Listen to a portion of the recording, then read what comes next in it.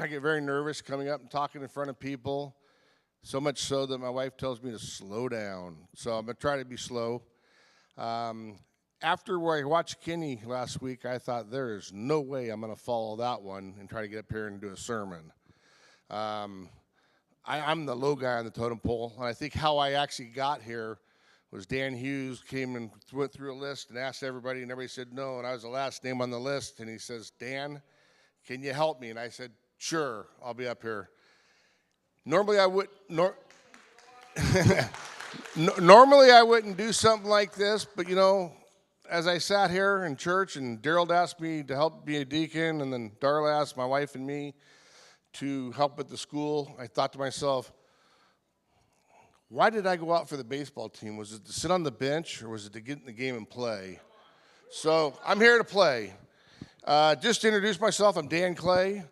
I'm married to my wife for 32 years, come August the 26th this year. We have 3 kids. They're all in their mid to late 30s, 4 grandkids. We've been living in Castle Rock for 30 years. I became a Seventh-day Adventist in the 500th anniversary of Martin Luther, which would be 2017. Didn't know much about the Seventh-day Church. Before that, I was a CEO Christian. For those of you who don't know what that is, it means Christmas and Easter only. And I did attend Journey to the Cross and Journey to Bethlehem, and did have no idea what I was doing. I went to Revelation Now. It was supposed to be, I thought, a one-night class. It turned out to be 24 nights with Jack Cologne. And here I became a Seventh-day Adventist and got baptized. I got to put my glasses on for this. I'm going to make this short, though. In the Old Testament, in Genesis, it says that God created the heavens and the earth, and I'm going to shorten this down. And when he finished his work, was done, the 7th day he rested from all of his work. Not that he was tired, because he wanted to give us a rest day and be an inspiration to us. Also in the Old Testament, in Exodus 28, it talks about remembering the Sabbath to keep it holy, that man should not work, nor his children, nor his slaves or his servants. And it also talks about not even his ox. And that's going to bring what I got going on here. This I'm going to have is actually a video, and I hope you guys get as much out of it as I did. This is based on a true story. It's called The Seventh Day Ox. It's a true story of a guy that was a Ukrainian held in Russian prison camps in the 60s and 70s. And he was a Seventh-day Adventist preacher who refused to work on the Sabbath, even in prison. And he became friends with the very unlikely animal, an ox. And this is the story of it. And then I just praise God and hope that you guys will enjoy it as much as I did. It's only 30 minutes long, and I'll get you out of here. So can you play that for me?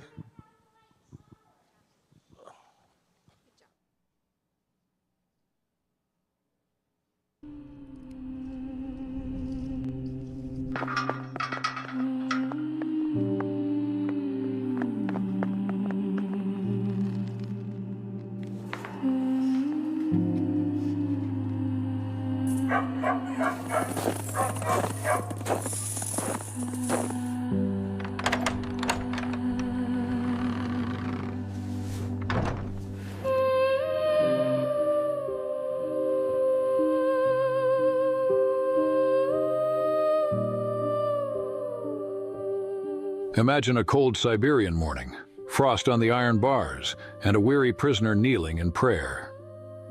In the 1930s to 1960s, the Soviet Union tried to stamp out religion with brute force. Churches were boarded up, pastors dragged off in the night, and believers were mocked or worse. Under communism, worshiping God could land you in a labor camp. Yet behind the barbed wire of one such camp, a true story of courage and miracles unfolded. It's the story of a man who wouldn't give up his faith, and the old ox named Maxim who helped him. Hello. Do you want to play with me? Sure. You want me to help you with your groceries? Yeah. This journey with childhood cancer comes at you in waves. To understand our story, we need the backdrop of the Soviet persecution era. Communist leaders declared war on religion. They believed faith in God had no place in their utopia. As a result, thousands of churches were shut down, and many pastors were arrested simply for preaching about Jesus. Christians worshipped in secret house gatherings, always fearing a knock on the door. Propaganda poured scorn on people who believed in old superstitions. In school and society, believers, especially those who kept the seventh-day Sabbath, were labeled as backward or disloyal.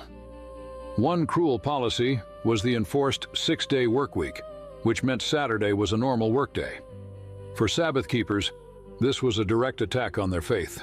Many Christians refused to work on Saturdays, honoring the Bible's commandment to rest on the seventh day. But their loyalty came at a price. Soviet bosses would punish or fire anyone who missed Saturday work. Some were fined, others lost their jobs, and some were even jailed for violating labor laws by resting on the Sabbath. The government called them lazy or parasites, yet these believers held firm. They remembered God's law. The seventh day is the Sabbath of the Lord. In it thou shalt not do any work, nor thy cattle. Exodus 20:10. In other words, even an ox or a donkey was meant to rest on God's holy day. Still, in the Soviet Union, resting on Saturday could make you an enemy of the state. This was the world of our story, a world where faith was tested at every turn. But even in this hostile climate, courageous Christians stood up for God. In the midst of this persecution, we meet a remarkable man whose personal trial would become a legend of Sabbath faith. Nikolai Panchuk was one of those steadfast believers.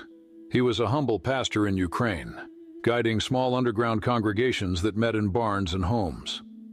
By all accounts, Nikolai was completely devoted to God. He led 11 house churches during these difficult days, teaching his members to trust God no matter what. When the secret police, the KGB, harassed him for information, Nikolai refused to betray his fellow Christians. He would not give up the names of church members, even under great pressure. This quiet, gentle pastor showed surprising courage. He believed in obeying God above all, even if it meant angering powerful men. Eventually, the Soviet authorities decided they'd had enough of Pastor Nikolai's influence. Preaching about the seventh-day Sabbath and encouraging people to worship God was, in their eyes, a serious crime. Nikolai was arrested for his faith and charged with being disloyal to the atheist state. He had done nothing violent or immoral. His crime was simply refusing to work on God's Sabbath and refusing to stop sharing Jesus. The KGB agents demanded he renounce his beliefs. God's holy day. For that stance, Nikolai was sentenced to years of hard labor in Siberia. He was torn from his family and shipped off on a crowded train to a frozen prison camp, far from home. The year was around the 1950s, and Nikolai was about to enter a personal valley of suffering for the sake of his faith. Persecuted for his Christian faith, refusing to sacrifice his beliefs. Even as he stepped off the train into knee-deep snow, Nikolai whispered a prayer. Keep courage and be faithful to you. Little did he know how severe the tests would be. In the Siberian prison, Nikolai's faith immediately. The very first Sabbath that came, Nikolai politely refused to do the required work. Instead, he rested and worshipped privately, honoring the fourth commandment. The guards were furious. They beat him with fists and sticks, leaving him bruised. "You will work next Saturday, or else," they growled. Nikolai simply answered that he could not disobey God. When the second Sabbath arrived, Nikolai again stood firm. This time the officers dragged him into a tiny wooden crate kept out by the cowshed, a crude punishment cell known grimly as the box. It was so small that a grown man could neither stand upright nor stretch out fully. They shoved Nikolai inside this cramped crate, where he had to sit curled with his knees to his chest. Then they bolted the door and left him there in the dark. He would stay locked in that miserable box for 10 days. The only thing they gave him was a little water, no food at all. Cold winds slipped through the cracks. Nights in Siberia can drop well below freezing, and Nikolai had only his threadbare prison clothes. It was a calculated torture to break his will. How did Nikolai survive those days? Later he would recall that only prayer and hymns kept him sane. Hunched in darkness, he whispered the Bible verses he could remember and softly sang hymns like "God will take care of you." Other prisoners could hear him faintly. Many knew him by the nickname the preacher in the box. Instead of screaming or cursing, he was praying and praising God from inside a torture crate. One kind guard, moved by Nikolai's devotion, snuck him an extra piece of bread a couple of times. That guard risked his job to show mercy, and Nikolai thanked God for this small miracle of compassion. After 10 long days, they pulled Nikolai out. He was alive but weak and stiff. His legs were so numb he could hardly stand. They let him recover for 2 days and put him on normal work duty for a couple more. But when the next Saturday came, Nikolai once again would not work. True to his convictions, he rested on the Sabbath. And just as surely, the officers threw him back into the box for another 10-day stretch. Thus, a cruel cycle began. 10 days in the box, 2 days to regain his strength, 2 days of forced labor, then back into the box. This went on week after week, month after month. Amazingly, this routine of suffering lasted nearly 2 years. Try to imagine it.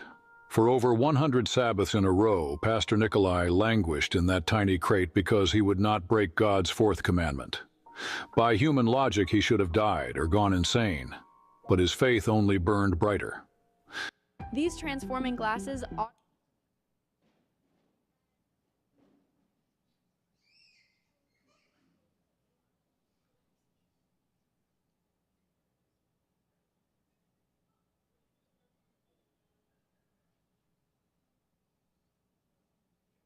But his faith only burned brighter. Other inmates began to respect the gaunt, soft-spoken pastor who would rather endure starvation in a wooden box than disobey his God. Nikolai's unbreakable spirit was a living sermon. Even some guards started to feel uneasy. Why couldn't they break this man? What secret strength did he have? Nikolai would smile through cracked lips and tell anyone who asked, "God is with me in this box." It was as if the story of Daniel in the lion's den was replaying, with Nikolai in a box and the lions of cruelty unable to destroy his faith. After 2 years of this relentless torture, something happened that changed everything. A higher-ranking Soviet officer, a colonel, came to inspect the camp. When he learned that a prisoner was being regularly locked in a packing crate for refusing Saturday work, the colonel was outraged. Not outraged at Nikolai, but at the camp warden. Perhaps the colonel thought this punishment was excessive, or perhaps he simply wanted the camp's labor output maximized. Either way, he ordered that Nikolai be released from the box immediately. Nikolai stretched his cramped limbs and breathed a prayer of thanks. He assumed the worst was finally over, but in truth, a new test and an astounding miracle were about to begin. After freeing Nikolai from the crate, the visiting colonel still had a challenge for him. The camp authorities resented that Nikolai's Sabbath stance disrupted their work schedule. So the colonel proposed a compromise, or what seemed like one. He assigned Nikolai to one of the hardest jobs in the entire camp, hauling water. Every day, Nikolai was to fill a wooden cart with barrels of water for the prisoners and guards. An aging ox named Maxim would pull the cart. The catch? Nikolai must deliver the camp's full water supply in 6 days instead of the usual 7. If he could manage that, the colonel said, Nikolai would be permitted to rest every Sabbath. But if he failed even once, he'd have to work on Saturdays like everyone else, or face worse punishment. The colonel looked Nikolai in the eyes and essentially said, "If you can get all the water this camp needs for the week in 6 days, then you can have your Sabbath off." Nikolai's heart leapt with hope and trembled a little. Was this a door God was opening, or another trap? He had no choice but to try. "With God's help, I will do my best," he replied quietly. Deep down, the camp officers were certain this task would break the stubborn preacher. Every week, the camp required a huge amount of water, drawn from a spring far downhill and lugged up a rugged path. It normally took a team working all 7 days to keep up. Now a single man and a slow old ox had to do it in 6 days. The guards smirked and whispered, "He'll never manage. We'll have him back in the box or begging to work on Saturdays in no time." They even gave the ox a heavy-handed prod, saying, "Let's see if your God will make this lazy animal go faster." Nikolai himself saw the difficulties. Maxim the ox was gentle but past his prime, and the trail to the spring was long and often muddy or icy. Each morning he would have to hitch Maxim to an ox cart, travel a mile or more to the spring, fill up 16 large barrels of water, and then coax the ox back, pulling the sloshing, heavy load over frozen ground. And he'd have to do trip after trip, as many as it took to meet the daily quota. The first day of this new assignment, Nikolai prayed, "Lord, I'm going to honor your Sabbath. Please honor my efforts." Then he clicked his tongue and urged, "Gee up, Maxim." The ox snorted and began to plod forward. That day and for the next several days, Nikolai and Maxim labored from dawn until collapsing dusk. The old ox moved at his normal pace, which is to say, very slowly. Sunday, Monday, Tuesday, Wednesday, Thursday.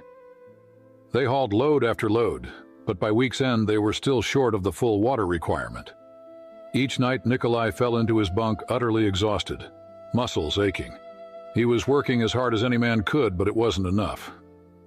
By Thursday evening, a knot of worry tightened in Nikolai's chest. How will we ever carry double loads in time, he thought. The Sabbath was approaching, and if the water wasn't all delivered, then the officers would surely force him to work on Saturday or throw him back in the box. Some other prisoners taunted him. "So, preacher, looks like your God isn't helping that ox go any faster." Even kind-hearted inmates shook their heads in pity. They knew that to haul 7 days' worth of water in only 6 days was humanly impossible. Nikolai stroked the ox's neck and whispered, "Maxim, we need a miracle. Let's pray tomorrow will be different." Friday dawned cold and gray. Nikolai got up before the bugle, knelt on the straw, and pleaded with God for strength. This was the 6th day, the day that would decide everything. He went to the ox's stall and gave old Maxim a gentle pat. "Today is Friday, friend. Let's do our best," he said aloud. The guards watched with folded arms, ready to see the Sabbath man fail. Nikolai took a deep breath, then snapped the reins. What happened next stunned everyone. On that Friday, it was as if heaven gave Maxim the ox an energy boost. The sluggish animal suddenly threw its shoulders into the harness and took off at a brisk pace. Nikolai almost stumbled as he hurried alongside the cart. Down to the spring they went, faster than ever before. Maxim usually had to be prodded to move. Now the ox marched with determination. After filling the barrels, Nikolai guided him back, expecting the ox to tire. But Maxim kept going strong. All day long on this 6th day of the week, the ox worked with supernatural vigor. He didn't slow down or demand rest. He made extra trips to the spring that Nikolai had never dreamed possible. The other prisoners stopped their own tasks to watch in amazement as the ox trotted back and forth, back and forth. By sundown on Friday, Nikolai and Maxim had hauled in the full week's water rations for the entire camp, all 16 barrels for the day, plus the additional barrels needed for the next day. In fact, they finished just as the sun was setting and the Sabbath was about to begin. With trembling hands, Nikolai unhitched the panting but strangely content ox and whispered, "Good boy, Maxim. You did it. God helped us do it." The guards were speechless. By every calculation, the preacher should have failed the challenge. But here they were, with more than enough water to last through the next day. On Saturday morning, true to the agreement, Nikolai did not report for work, and there was no need for him to. The camp had plenty of water for the day. Skeptical officers said, well, maybe yesterday was a fluke of good weather. But when they tried to make Maxim pull a cart on that Sabbath, the ox refused to move an inch. They cracked a whip. He flicked his ears and stood stubborn. They shouted. He placidly chewed his cud. The ox that had practically run on Friday would not budge on Saturday, no matter what anyone did. It was as if Maxim himself understood which day was God's holy day of rest. The prisoners laughed under their breath at the sight of frustrated guards yelling at a stubborn ox. Nikolai spent the Sabbath quietly thanking God. He knew heaven had intervened. 6 days shalt thou labor and do all thy work, the scripture says, but the seventh day is the Sabbath of the Lord. Exodus 29:10. In ancient times, God provided manna in the wilderness, a double portion on the 6th day so his people could rest on the 7th.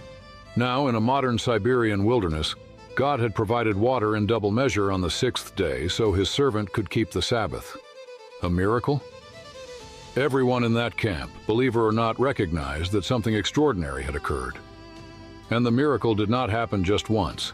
Week after week, for years, the pattern repeated. From Sunday through Thursday, old Maxim would plod along at his normal lazy pace, often frustrating Nikolai as he tried to get a little ahead. But every Friday, without fail, Maxim's strength seemed renewed. He moved with astonishing speed, hauling twice the usual amount of water. Then every Sabbath, the ox absolutely refused to work. It was as if an unseen hand flipped a switch in that creature's mind, telling him, Friday, work hard. Saturday, it's Sabbath, don't work. The inmates began to smile and say, Maxim needs no calendar, he knows when it's Sabbath. Even the cynical camp warden had to admit something was happening beyond his control. He reportedly shook his head and grumbled, that preacher made a Sabbath keeper of the ox. Imagine that, a rough Soviet officer acknowledging that this dumb animal was honoring the day of God, all because of one man's faith. Nikolai's unwavering obedience and the seventh-day ox miracle became the talk of the camp. Hardened criminals and atheist guards alike witnessed tangible evidence of the God of the Bible. They saw that God's power is real, real enough to stop an ox in its tracks. Nikolai was no longer ridiculed as a fanatic. Many treated him with a quiet reverence. After all, they had seen with their own eyes that when this prisoner honored the Sabbath, his God provided for him in a marvelous way. God had proven that his law cannot be trampled without consequence, even by a beast of burden. The Sabbath miracle continued for as long as Nikolai remained in that camp. It was a continuous testimony that them that honor me, I will honor. 1 Samuel 2:30. We've just witnessed God's incredible miracle. The ox working double on Friday and standing still on Sabbath. Nikolai's faith was rewarded openly. But what happened next? In the final years of Nikolai's imprisonment, this weekly wonder changed hearts. Let's see how this test of faith ended and what impact it left on others. For the camp guards, Nikolai's case had been a test of wills. They wanted to break his allegiance to the seventh-day Sabbath. Instead, they ended up watching a miracle unfold under their noses. Nikolai's faith had been tested to the extreme, and it was proven genuine. The very commandment they tried to force him to violate was exalted in the sight of all. The guards, who once mocked him, could no longer deny that something supernatural was at work. They had done everything to crush this quiet pastor. Beatings, solitary confinement, humiliation. Yet he came out of each trial with peace and resolve. Now the miracle ox had made it plain. Nikolai's God was real and mighty. How else could an animal be so consistent, week after week, defying any human training? The camp warden and officers largely left Nikolai alone after this. In fact, honoring the deal, they allowed him his Sabbaths free from that point on. Some of the guards even began to show respect when speaking to him. And remember that sympathetic guard who used to sneak Nikolai bread in the box? One can imagine that his faith in God deepened as he witnessed these events.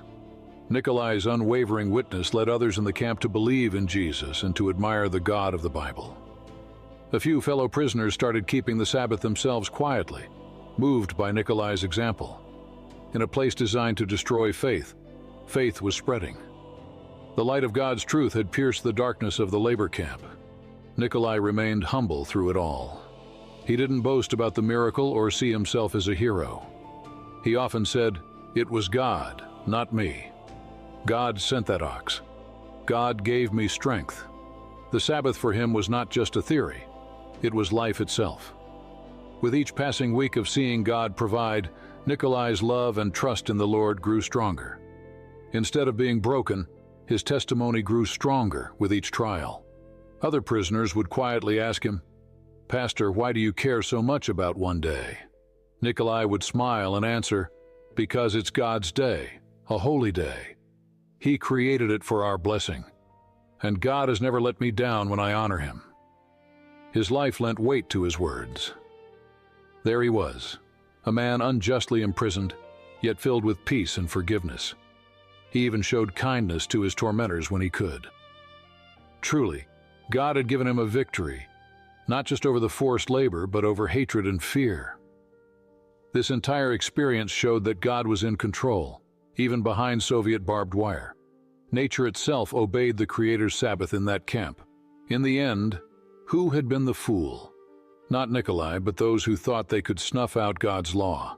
Nikolai's steadfastness proved that no oppressor can take away the freedom of a conscience bound to God.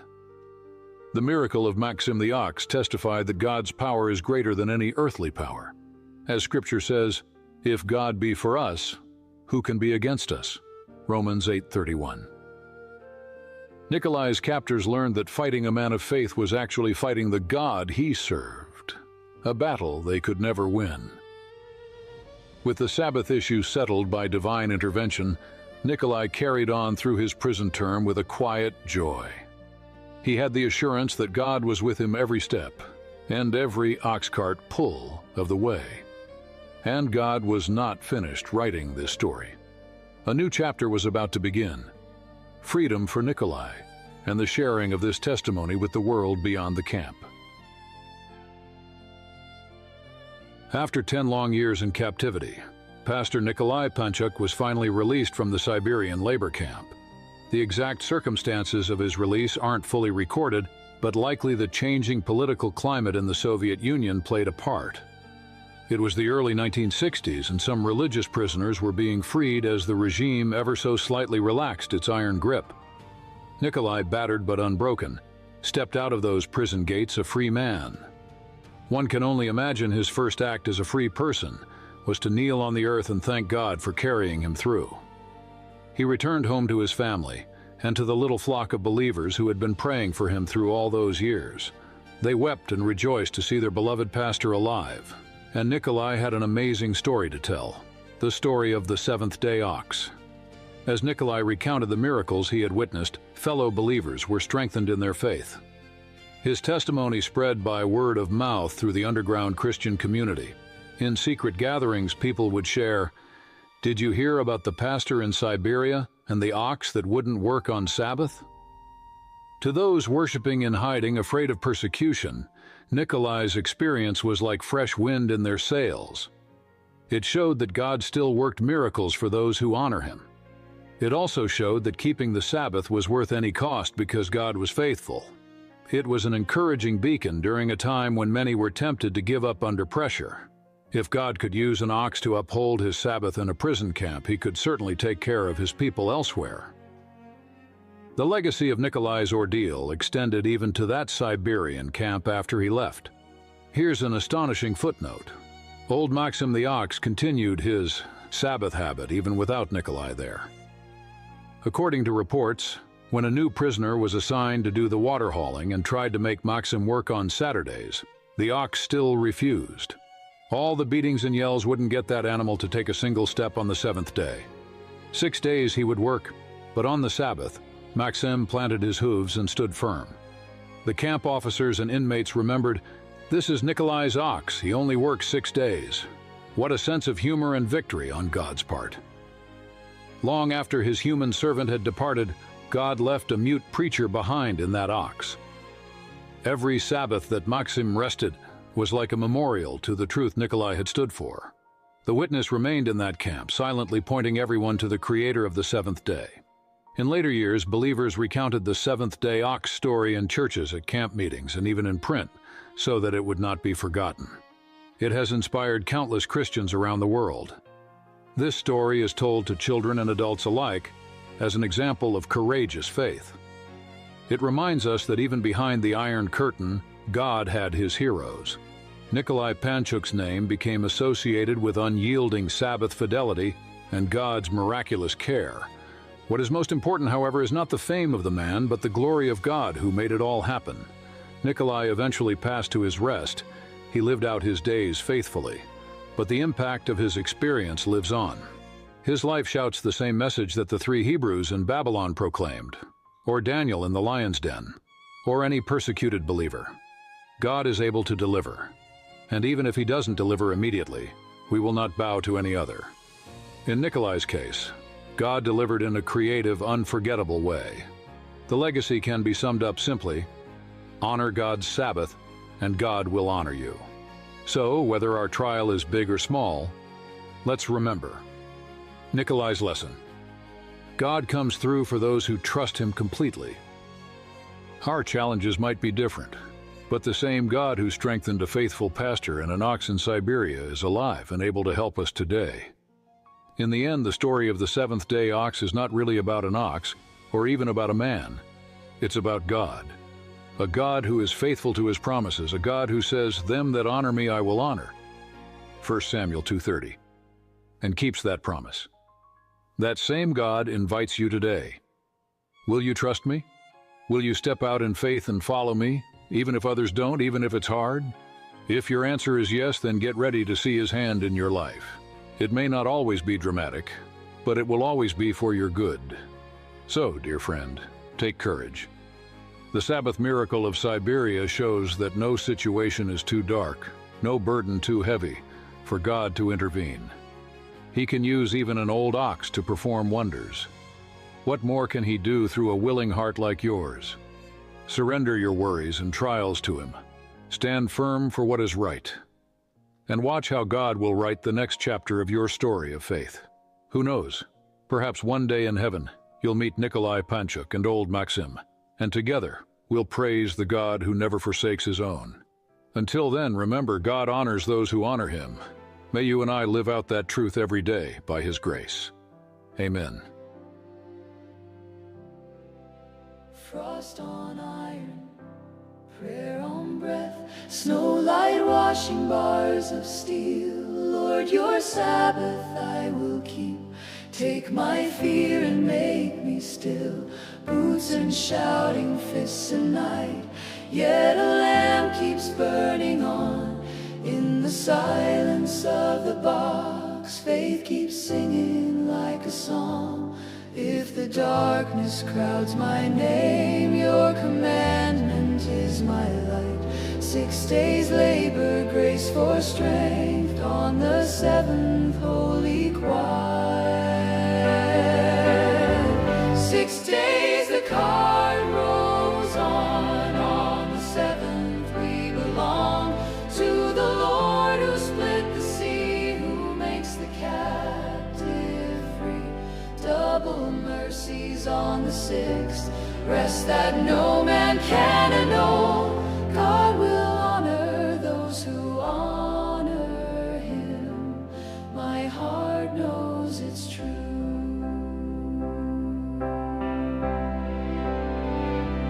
Old Maxim, the patient ox, yoke and barrel, hill and cold, down the path and back again, plodding like the saints of old. Come the 6th day, heaven's breath, strength like rivers, surges wide. Sabbath dawns, the world says work, but the ox just will not stride. Wilderness remembered me, man, a double day, 6 bread. So my soul will trust the word, and on Sabbath rest instead. 6 days the cart rolls on the 7th we belong to the Lord who split the sea, who makes the captive free. Double mercies on the 6th, rest that no man can annul. God will honor those who honor him. My heart knows it's true. Like Daniel in the lion's den, like fire that couldn't burn, faith stands up to tyrant winds. Every Sabbath hearts return. If an ox can heed your call, how much more a child of dust? Write your law upon my heart, teach my weary bones to trust. 6 days the cart rolls on the 7th we belong. Chains fall quiet, hope is strong. God, you sing the freedom song. Double mercies on the 6th, rest that storms cannot undo. You will honor those who honor you. So I'll honor you.